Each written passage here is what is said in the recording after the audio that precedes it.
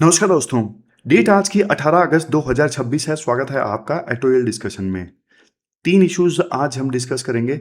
सबसे पहले green India mission की ऑडिटिंग से संबंधित आर्टिकल है। दूसरा आर्टिकल देश में साइंस को प्रमोट करने के लिए क्या आईपीएल पे एक्स्ट्रा टैक्स लगाया जा सकता है। फिर तीसरा आर्टिकल रॉयल इंडियन म्यूटिनी ने कैसे आज़ादी दिलवाई, कैसे आज़ादी की लड़ाई को तेज कर दिया, अंजाम तक पहुंचाया, इससे संबंधित है तीसरा आर्टिकल। ये टेलीग्राम चैनल है जो आप ज्वाइन कर लीजिए, यहां से आप पीडीएफ डाउनलोड कर सकते हो। चलिए डिस्कशन स्टार्ट करते हैं। आज की हमारी डिस्कशन में first important article green India mission की ऑडिटिंग से संबंधित है। आपने सिलेबस में जीएस पेपर 3 के इस टॉपिक से आर्टिकल को रिलेट कर सकते हो। देखो, हम आर्टिकल डिस्कस करना स्टार्ट करें उससे पहले कुछ टर्म्स के मतलब आपको पता होना चाहिए, जो मैं अलग से आपको बता देता हूं। सबसे पहले national action plan on climate change 2008 में आया था। ये national action plan on climate change, ये देखो इंडिया का ना मास्टर प्लान था क्लाइमेट चेंज से लड़ने के लिए। और इसके ना 8 पिलर्स हुआ करते थे, और 8 में से एक पिलर था national mission for green India, यानी GIM, national mission for green India. ये हुआ करता था एक pillar national action plan for climate change का। तो ये ग्रीन इंडिया मिशन, इसका मेन आइडिया देखो सिर्फ पेड़ उगाना नहीं था, इसका मेन आइडिया इकोलॉजिकल था। क्या मतलब है इस चीज का? मतलब बायोडाइवर्सिटी बढ़ाना। बायोडाइवर्सिटी में देखो एनिमल्स भी आते हैं, वाटर रिचार्ज करना, वाइल्ड लाइफ को हैबिटेट करना यानी जिंदा करना, ये सब आते थे ग्रीन इंडिया मिशन के अंतर्गत। फिर एक टर्म है कार्बन सिंक, इसका मतलब आपको पता होना चाहिए। कार्बन सिंक देखो वो नेचुरल सिस्टम है जो हवा से CO2 को एब्जॉर्ब करता है। पेरिस क्लाइमेट चेंज एग्रीमेंट में इंडिया ने यह वादा किया था कि 2030 आते आते हम हमारे देश में ना 2.5 से लेके 3 बिलियन टन का जो कार्बन सिंक है वो प्रोड्यूस करेंगे। जैसे फॉरेस्ट हो गया, ज्यादा फॉरेस्ट उगाएंगे तो ज्यादा फॉरेस्ट ज्यादा CO2 को एब्जॉर्ब करेंगे, तो ये भी तो कार्बन सिंक है ना। तो हमने ये वादा कर दिया था कि 2030 आने से पहले 2030 तक हम 2.5 से लेकर 3 बिलियन टन का एडिशनल जो कार्बन सिंक है वो प्रोड्यूस करेंगे। फिर एक और टर्म का मतलब आपको पता होना चाहिए, कैंपा। कैंपा का मतलब होता है compensatory afforestation fund management and planning authority. आसान भाषा में बताता हूं। देखो, जब कोई इंडस्ट्री जंगल काट कर फैक्ट्री बनाती है ना, तो उसे भाई फाइन देना पड़ता है क्योंकि उसने जंगल काटा है। और ये जो पैसा है ना फाइन वाला, ये कैंपा फंड में जाता है, और उस कैंपा फंड से दूसरी जगह नए पेड़, नए फॉरेस्ट उगाए जाते हैं। फिर एक और टर्म, लास्ट टर्म है, बस आप बोलोगे सर टर्म ही बताते जा रहे हो। लास्ट टर्म है canopy, canopy density.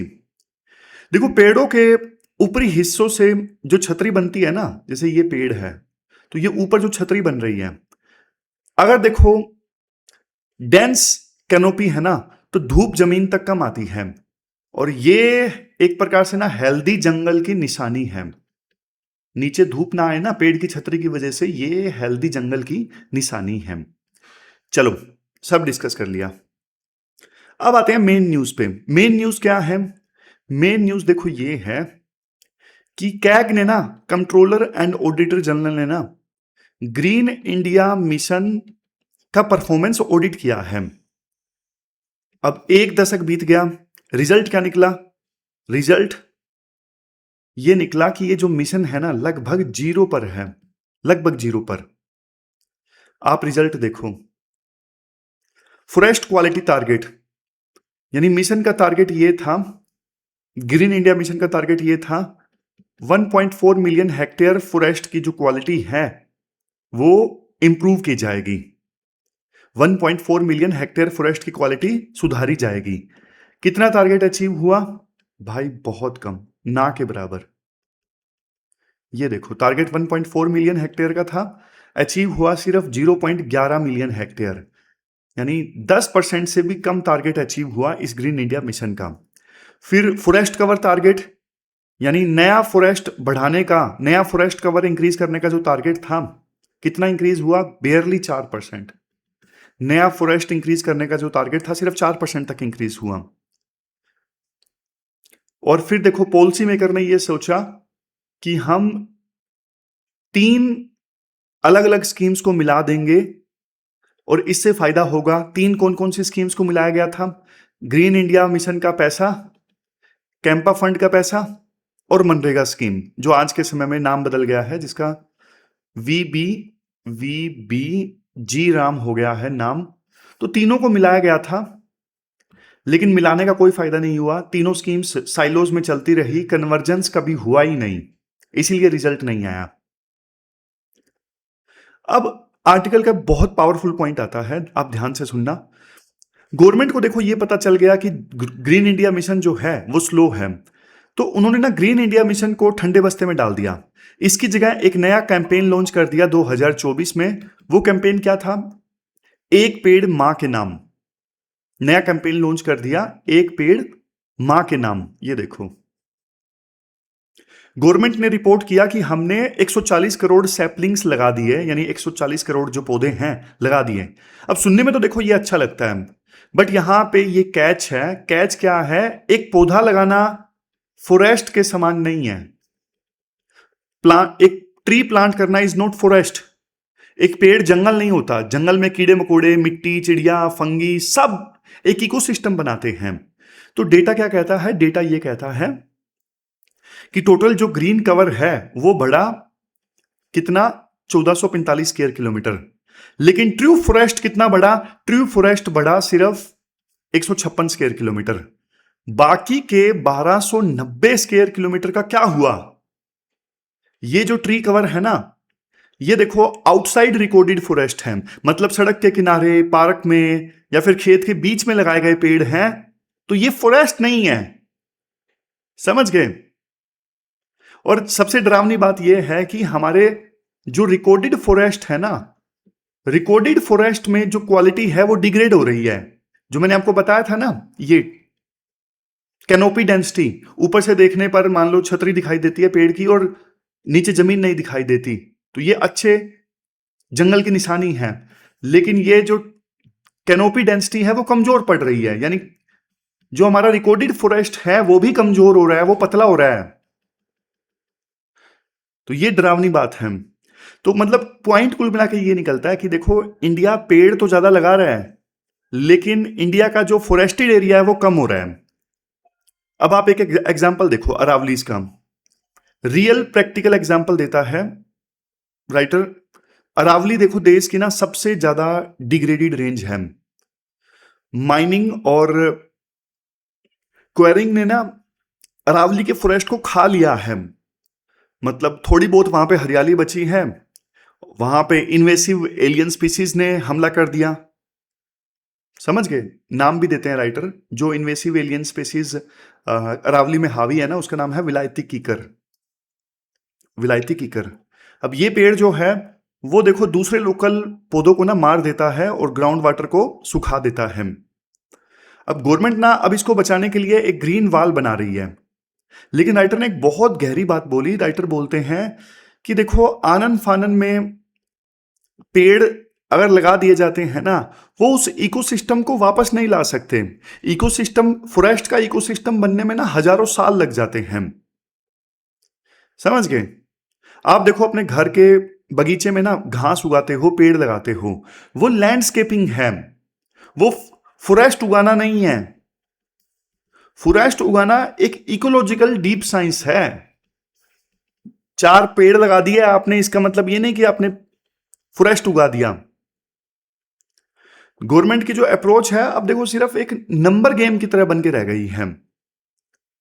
Article and में कैग के ऑडिट पर भी एक कमेंट करता है कि कैग देखो एक अकाउंटेंसी बॉडी है। कैग रुपीस गिन सकती है, हेक्टेयर गिन सकती है, लेकिन कैग क्या एक जीवित जंगल की वैल्यू गिन सकती है? नहीं, नहीं गिन सकती। यानी कैग जो है, कैग का ऑडिट जो है, प्रैक्टिकल जंगल के चैलेंजेस और प्रैक्टिकल फील्ड के चैलेंजेस को फुली कैप्चर ही नहीं कर पाता। लेकिन फिर भी देखो कैग का जो वर्डिक्ट है वो एक प्रकार से एक्सपोज तो करता ही है सरकार के नैरेटिव को, और बताता है कि सिर्फ पेड़ लगाने से कुछ नहीं होगा, हमें फंडामेंटल जो जंगल है उसके नेचर पे ध्यान देना होगा, जंगल इंक्रीज करना होगा। तो ये पूरा आर्टिकल हमने डिस्कस किया। अब ये क्वेश्चंस देख लीजिए। पहले तो यूपीएससी आसान क्वेश्चन पूछा करती थी, प्री में देखो कितने आसान क्वेश्चन पूछे हैं। मेंस का क्वेश्चन देख लीजिए, ये आज का क्वेश्चन नंबर 1 है जो आपको अटेम्प्ट करना है। चलते हैं आगे। इसके बाद नेक्स्ट आर्टिकल देखो, taxing frivolous industries will not fund India science. आप ना सिलेबस में जीएस पेपर 3 के इस टॉपिक से आर्टिकल को रिलेट कर सकते हो। क्या कंटेस्ट है, हाल ही में देखो एक टॉप रिसर्च इंस्टीट्यूट के एकेडमिक ने ना एक अजीब सा सजेशन दिया। उन्होंने ये बोला कि आईपीएल पर एक स्पेशल टैक्स लगा दो, और उस एकेडमिक का दावा ये था कि आईपीएल पे स्पेशल टैक्स लगाओगे ना, इससे मैजिकली देखो 15 बिलियन रुपीस जनरेट हो जाएंगे, और ये पैसा साइंटिफिक रिसर्च में जाएगा। बहुत लोगों ने इसे मास्टर स्ट्रोक भी करार दिया कि ये तो मास्टर स्ट्रोक है, जबरदस्त है। लेकिन देखो, राइटर कहते हैं अब ये सजेशन देना एक आम ह्यूमन इंस्टिंक्ट है। जब हम किसी सीरियस चीज को, फॉर एग्जांपल साइंस को स्ट्रगल करते देखते हैं ना, और दूसरी तरफ किसी नॉन सीरियस चीज को करोड़ों रुपए कमाते देखते हैं जैसे आईपीएल, तो हमें लगता है कि यार इनका पैसा छीन कर वापस डाल दो। इससे मोरल पुलिसिंग कहते हैं, समझ गए। लेकिन इसमें एक दिक्कत है, हम देखो ये भूल जाते हैं कि आईपीएल सिर्फ 12-11 खिलाड़ियों का गेम नहीं है। ये देखो एक बहुत बड़ा इकोनॉमिक इंजन है। आप आईपीएल के अलाइड इंडस्ट्रीज को देखो, जैसे मर्चेंडाइज है, टी शर्ट्स, कैप बनाने वाले, फूड और बिवरेज यानी स्टेडियम के बाहर खाने के स्टॉल्स लगते हैं, कैमरा छींक आ गई, सॉरी यार। स्टेडियम के बाहर खाने के स्टॉल्स लगाते हैं, आपने देखा होगा, स्टेडियम के बाहर भीड़ लगती है, कैमरा क्रू वाले, साउंड इंजीनियर्स, फिजियोथेरेपी वाले। तो मतलब बहुत सारे लोगों को रोजगार मिलता है आईपीएल से, समझ गए। अब ये जो पैसा है ना आईपीएल वाला, ये टीयर 2 और टीयर 3 सिटीज तक ट्रिकल डाउन करता है। मतलब टीयर 2 टीयर 3 सिटीज में भी जॉब क्रिएशन होता है।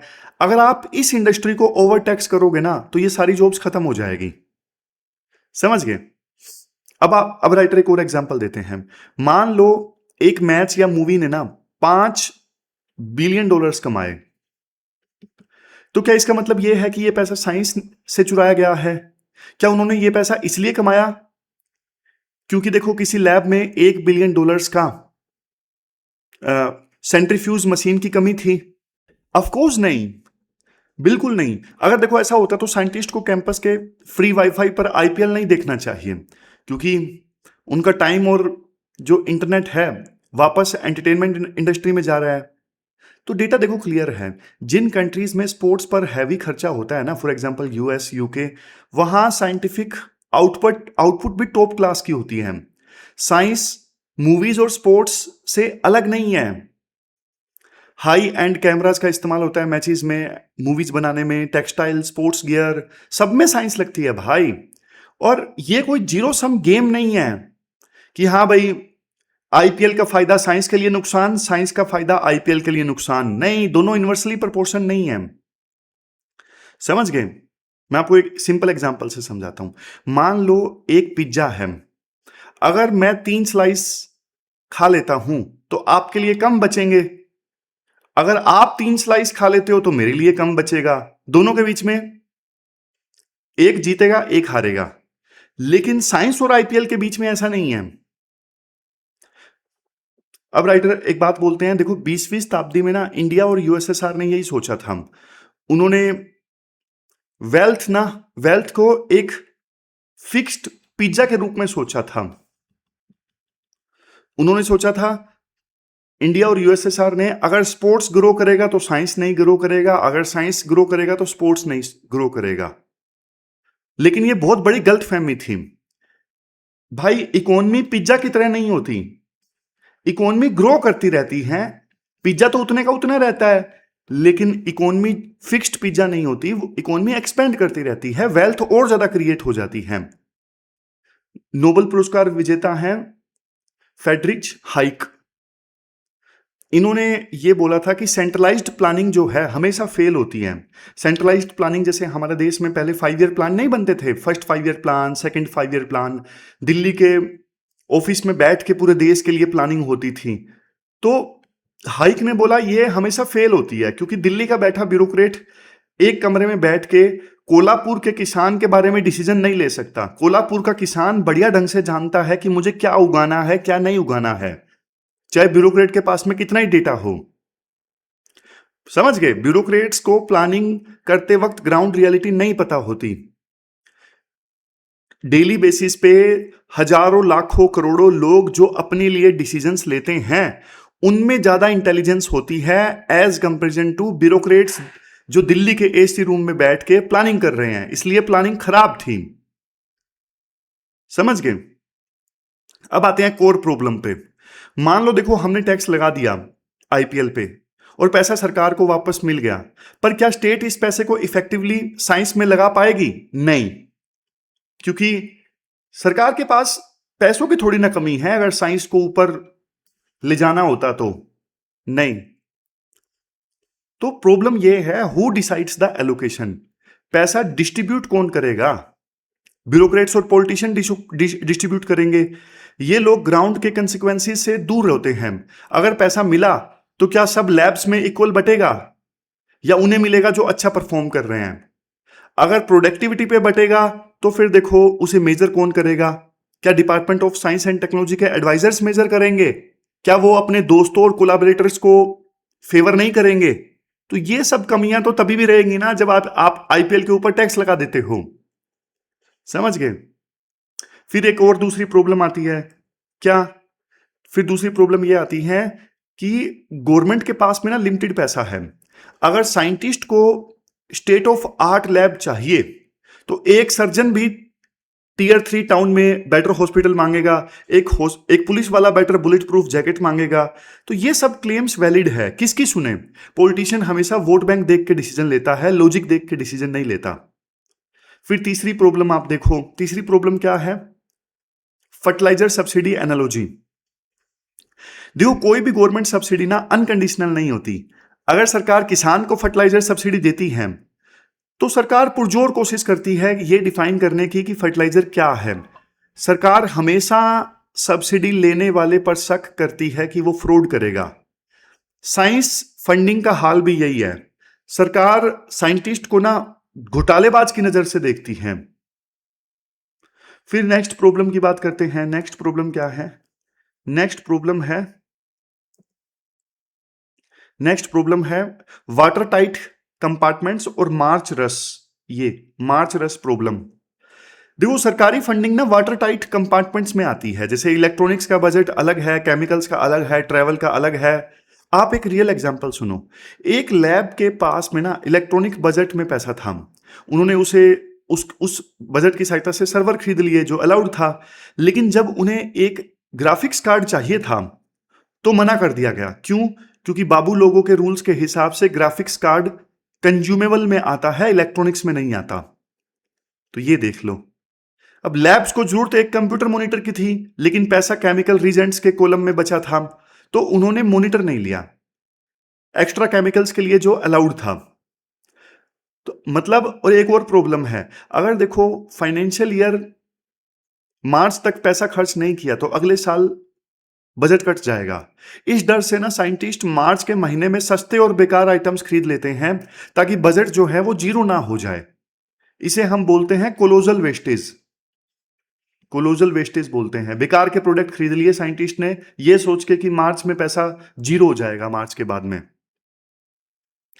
अगर देखो अगर साइंटिस्ट को इनेबल करना है और इंडिया को साइंस में टॉप पर जाना है ना, तो हमें इन हर्डल्स को समझना पड़ेगा।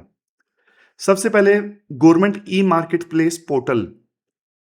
सरकार ने देखो लोकल मैन्युफैक्चरिंग को प्रमोट करने के लिए ये जैम पोर्टल तो बना दिया।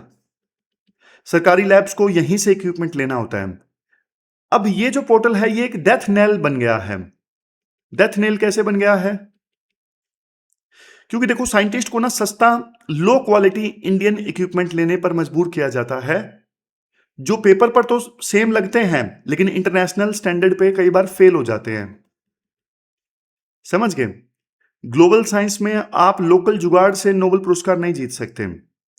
फिर यूजीसी एक्ट 1956, रिक्रूटमेंट का प्रोसेस कितना पुराना है, 1956 के पुराने रूल से ये चलता है। इस वजह से हायरिंग स्लो होती है और हमारे जो बेस्ट साइंटिस्ट हैं वो यूरोप या फिर यूएस से चले जाते हैं। फिर नेक्स्ट है सीएसआर रूल्स। सीएसआर रूल्स देखो इतने स्ट्रिक्ट हैं कि कंपनीज ना सिर्फ short term low risk research में पैसा डालती हैं, high risk long term space या फिर बायोटेक रिसर्च में वो पैसा डालते ही नहीं है। फिर नेक्स्ट है एफसीआरए। बाहर से फंडिंग लाना अब बहुत बड़ी दिक्कत वाली चीज है। एफसीआरए बहुत ज्यादा कॉम्प्लेक्स प्रोसीजर और पेपर वर्क मांगता है। अब लैब्स इन चीजों में उलझ जाती हैं और वो रिसर्च पे ध्यान नहीं दे पाती।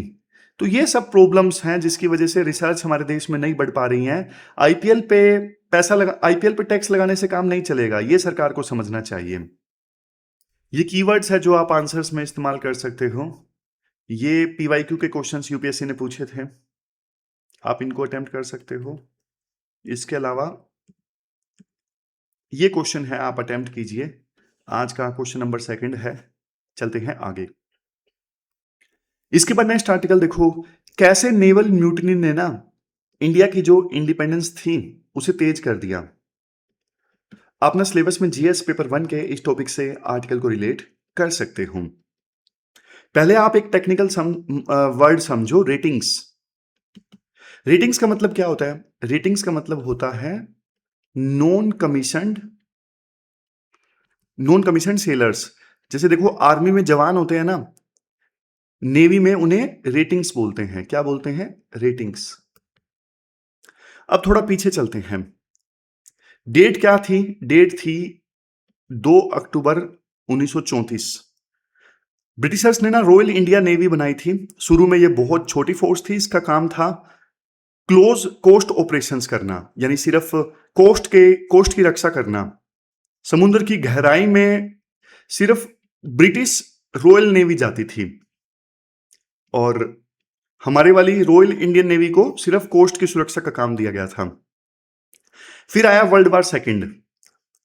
अब वर्ल्ड वार सेकंड में ना ब्रिटिशर्स को जरूरत थी, ऑफिसर्स की जरूरत थी, नेवी की जरूरत थी, इसलिए उन्होंने रिक्रूटमेंट तेज किया।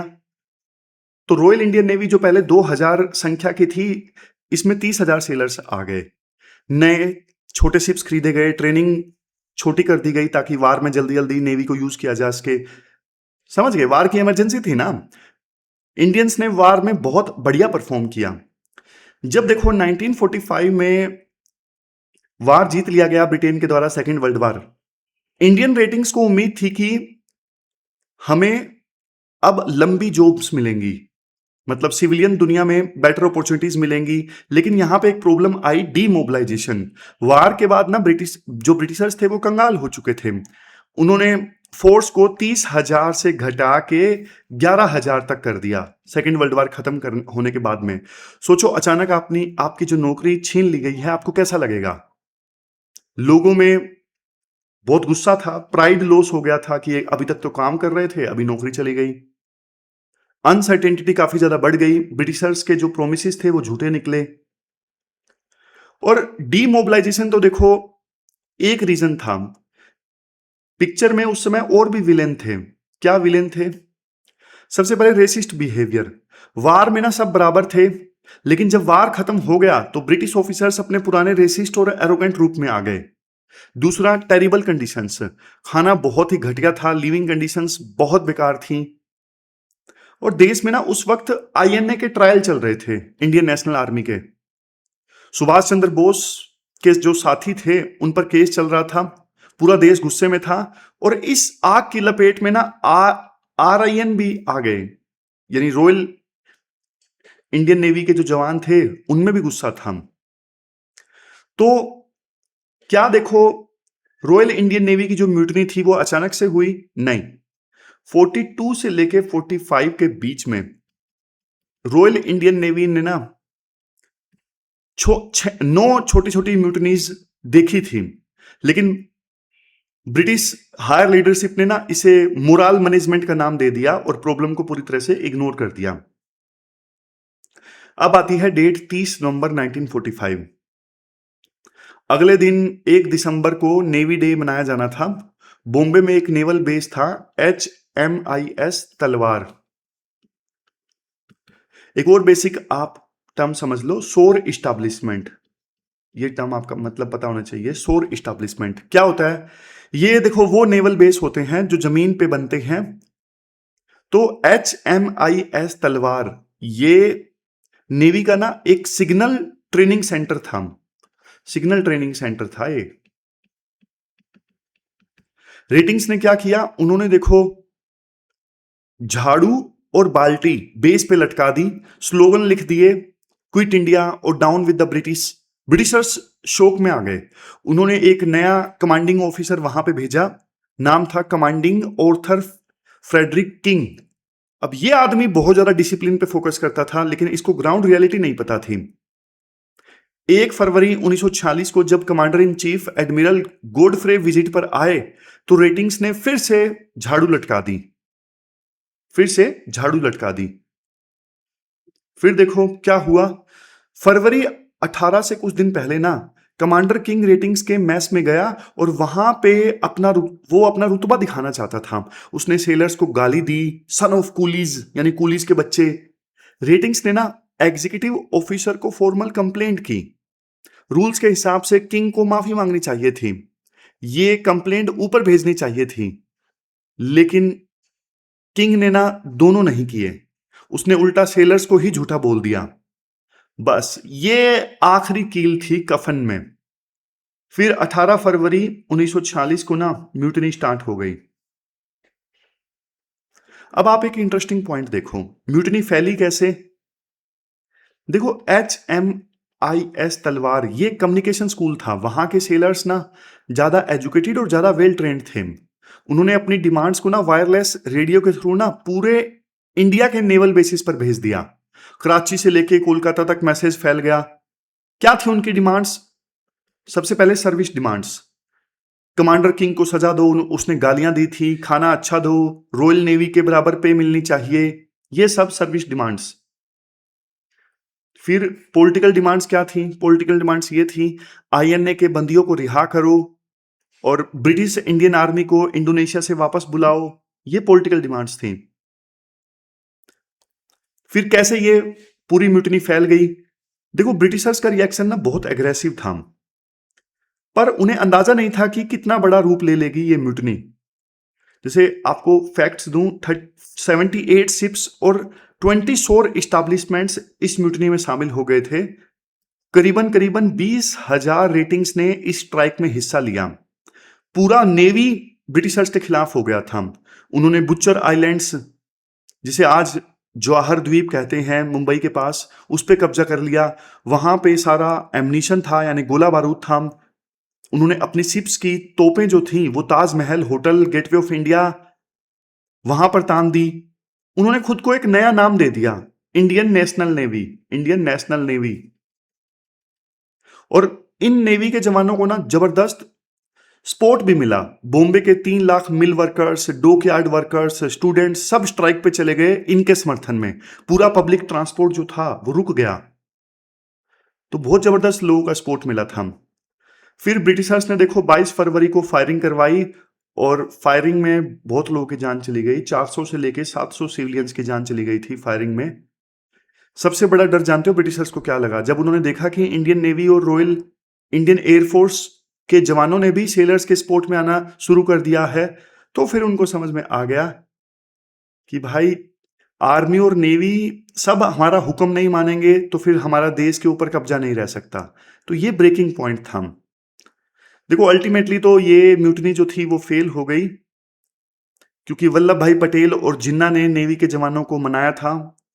उन्हें ये लगता था कि देश आजाद हो गया और नेवी में इनडिसिप्लिन रहा तो दिक्कत हो जाएगी, इसलिए उन्होंने बगावती नेवी के जवानों ने उन्होंने वल्लभ भाई पटेल और जिन्ना ने बगावती जवानों को मनाया कि भाई ऐसा मत करो। तो कुल मिला के देखो ये जो म्यूटिनी थी ना, इसने आजादी की लड़ाई को अंजाम तक पहुंचाया। ये पूरा आर्टिकल हमने डिस्कस किया। ये कीवर्ड्स हैं जो आप आंसर्स में यूज कर सकते हो।